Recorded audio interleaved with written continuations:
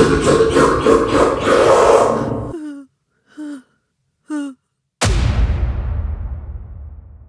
एक शांत शाम थी, ऐसी रात जब दुनिया के अंधेरे कोने अंतहीन लगते हैं। मोहन और उनके पिता काजी मुंबई से नासिक जा रहे थे। यह यात्रा उन्होंने पहले भी कई बार की थी, लेकिन इस बार कुछ अलग महसूस हो रहा था। रात में एक अजीब सी शांति थी और हवा में कुछ अनजाना सा घुला हुआ था। गंतव्य स्पष्ट था, नासिक का एक गांव, जहां काजी को एक हवन के लिए आमंत्रित किया गया था। यह जरूरी था और काजी ने तय किया कि वह अकेले यात्रा करेंगे, क्योंकि मोहन ने इस यात्रा से बचने के लिए कई बहाने बना रखे थे। लेकिन कई घंटे की मनुहार के बाद मोहन आखिरकार अपने पिता के साथ जाने के लिए तैयार हो गए, अपनी पत्नी और मां को पीछे छोड़कर। वह नहीं चाहते थे कि उनके पिता अकेले यात्रा करें। यात्रा की शुरुआत सामान्य थी, खाली सड़कें, हल्का कोहरा और टायर की सड़क पर चलने की धीमी आवाज।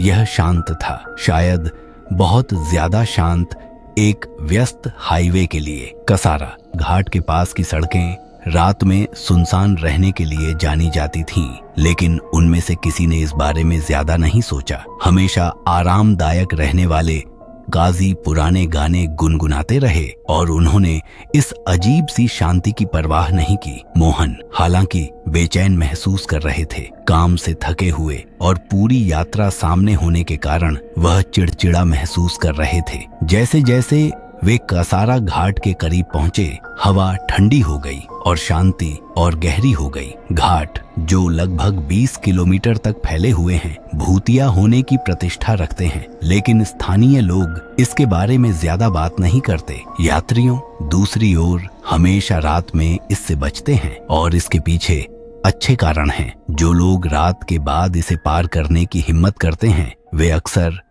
अजीब कहानियां लेकर लौटते हैं। लेकिन मोहन ने इस बारे में ज्यादा नहीं सोचा। वह इन सड़कों पर कई बार गाड़ी चला चुके थे। आधी रात के आसपास कुछ अजीब हुआ, जब मोहन अपने विचारों में खोए हुए थे और उनकी आंखें नींद से भारी हो रही थीं। उन्होंने दूर एक आकृति देखी, एक महिला सड़क के किनारे खड़ी। पहले तो उन्होंने सोचा कि यह सिर्फ एक मृग तृष्णा है, लेकिन जैसे जैसे वे करीब पहुंचे, वह आकृति साफ होती गई। वह सफेद कपड़ों में थी, स्थिर खड़ी। बिना सोचे समझे मोहन ने एक्सेलरेटर दबा दिया। कार तेज हो गई, लेकिन इससे पहले कि वह प्रतिक्रिया कर पाते, वह महिला सीधे कार के सामने आ गई और मोहन ने ब्रेक लगा दिए। कार जोर से रुकी, उसे मुश्किल से बचाते हुए। उनके पिता काजी अचानक जाग गए। क्या हुआ? उन्होंने पूछा असमंजस में। मोहन, जिसका दिल तेजी से धड़क रहा था, बोला, मुझे लगता है कि मैंने किसी को टक्कर मार दी। एक बूढ़ी महिला, वह बस वहीं खड़ी थी। मुझे नहीं पता कि वह जीवित है या नहीं। काजी का चेहरा कठोर हो गया। जो भी हो,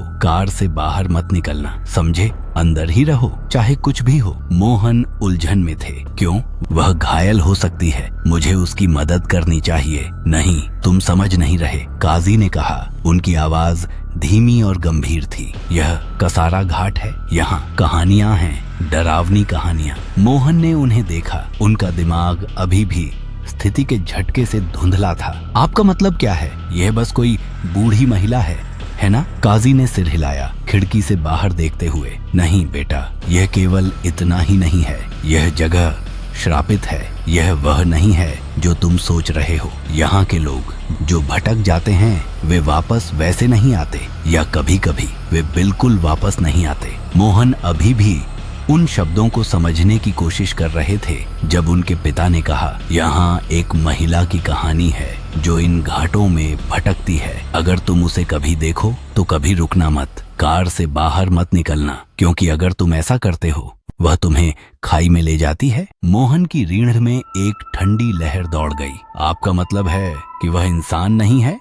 अब नहीं, काजी धीरे से बोले। कुछ कहते हैं कि उसकी यहाँ हत्या हुई थी, लेकिन उसकी आत्मा यहीं रहती है, यात्रियों को उनके अंत की ओर ले जाते हुए। मोहन उस जगह को घूर रहे थे जहाँ वह महिला खड़ी थी, लेकिन वह गायब थी। सड़क फिर से खाली थी। उनके सीने में एक अजीब सा बेचैनी का एहसास हो रहा था, लेकिन फिर जब उन्होंने रियर व्यू मिरर में देखा तो उनका खून जम गया। प्रतिबिंब में कार के पीछे खून से सने हाथ थे, जैसे कोई वाहन से चिपके रहने की कोशिश कर रहा हो, लेकिन पीछे कोई नहीं था। सड़क अभी भी खाली थी। काजी ने मोहन के चेहरे का भाव देखा और उनकी नजरों का पीछा किया। उनका चेहरा पीला पड़ गया। दरवाजा खोलने की हिम्मत मत करना, चाहे कुछ भी हो, हम अंदर ही रहेंगे, समझे? मोहन ने सिर हिलाया। उनका दिल तेजी से धड़क रहा था। वह चिल्लाना चाहते थे, लेकिन उनकी आवाज नहीं निकल रही थी। धीरे धीरे उन्होंने दरवाजे लॉक करने के लिए चाबी घुमाई। वे लंबे समय तक चुप बैठे रहे। सड़क अंतहीन अंधेरी और खाली थी। हेडलाइट्स ने केवल सामने के घने कोहरे को रोशन किया। बाहर की दुनिया भारी लग रही थी, जैसे वह उन्हें दबा रही हो। मोहन इस भावना को दूर नहीं कर पा रहे थे कि कुछ उनका पीछा कर रहा था, बस उनकी नजरों से बाहर छिपा हुआ। अचानक कार झटके से हिली। मोहन ने किनारे की ओर गाड़ी मोड़ दी। उनका दिल तेजी से धड़क रहा था। काजी ने उनका हाथ पकड़ लिया। रुको मत, चलते रहो, पीछे मत देखो। लेकिन बहुत देर हो चुकी थी। मोहन एक अज्ञात मजबूरी से प्रेरित होकर किनारे पर रुक गए। उनका दरवाजा धीरे से खुला और इससे पहले कि वह खुद को रोक पाते, वह बाहर निकल गए। काजी घबराए हुए उन्हें पकड़ने की कोशिश कर रहे थे। मोहन नहीं, लेकिन बहुत देर हो चुकी थी। मोहन कार के पीछे की ओर चले। कोहरा और घना हो गया और वह मुश्किल से अपने हाथ को अपने चेहरे के सामने देख पा रहे थे। उन्होंने कार के पीछे पहुंचकर चारों ओर देखा, कुछ नहीं। सड़क पूरी तरह खाली थी। न कोई महिला, न कोई आकृति, बस वह अजीब सी खामोशी। मोहन उलझन और डर से पीछे मुड़े। तभी उन्होंने अपने पिता की आवाज सुनी, जो दूर से उन्हें पुकार रहे थे। मोहन, कार में वापस आओ। उन्होंने कार की ओर देखा, लेकिन जैसे ही उन्होंने ऐसा किया, उन्होंने कदमों की आवाज सुनी, धीमी और जानबूझकर उनके पीछे से आती हुई। कोहरा हिला और दूर उन्होंने कुछ चलते हुए देखा। एक आकृति धीरे धीरे अंधेरे से बाहर आती हुई। मोहन का दिल एक पल के लिए रुक गया। उन्होंने कार की ओर मुड़ने की कोशिश की, लेकिन वह गायब हो चुकी थी। कार, उनके पिता, सब कुछ हवा में गायब हो गया, जम गए। मोहन ने वह डरावनी सच्चाई महसूस की। वह कसारा घाट में अकेले थे, केवल फुसफुसाती हवा और पास आते डरावने कदमों के साथ। कहानी सच थी और अब भागने के लिए बहुत देर हो चुकी थी। अगर आपने यहाँ तक पढ़ लिया है तो मुझे पता है कि आप पूरी तरह से इस कहानी में डूब चुके हैं। तो फिर बस यूं ही मत बैठे रहिए, उस लाइक बटन को दबाइए, इस कहानी को अपने दोस्तों के साथ शेयर कीजिए और हाँ, नए नए चौंकाने वाले मोड़ों और ट्विस्ट्स के लिए सब्सक्राइब करना न भूलें। यकीन मानिए, अगली बार की कहानी को मिस करना आप नहीं चाहेंगे। जब तक आप ये कर रहे हैं, तब तक शांति विहार और काली गेट का राजा द डूम्ड वॉचमैन भी देख लीजिए। मैं गारंटी देता हूँ, वे कहानियाँ आपको यह सोचने पर मजबूर कर देंगी कि असलियत क्या है और कल्पना क्या। तब तक के लिए जिज्ञासु बने रहिए और बार बार वापस आते रहिए।